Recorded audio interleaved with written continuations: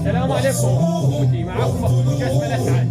اليوم بدنا نصلح الصوبه هاي على الكهرباء. جايبين 3 شمعات.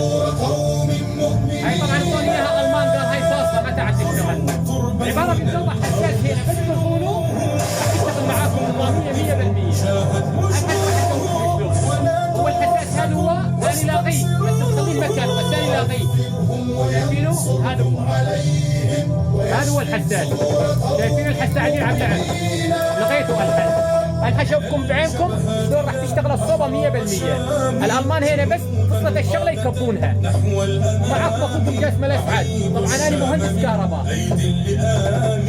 وردوا الحق من اهل الظلام الى الشبهات يا احرار الشام. قال تعالى: أولا يرون أنهم يفتنون في كل عام مرة أو مرتين ثم لا يتوبون ولا هم يتذكرون.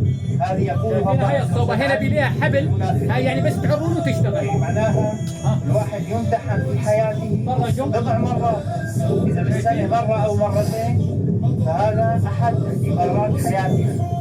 نحن ابتلينا في الساحة الشامية، اشتغلت هي بس شويه تطول تحمل. جملة وخبير شايفين شلون؟ اشتغلت الحصلعه.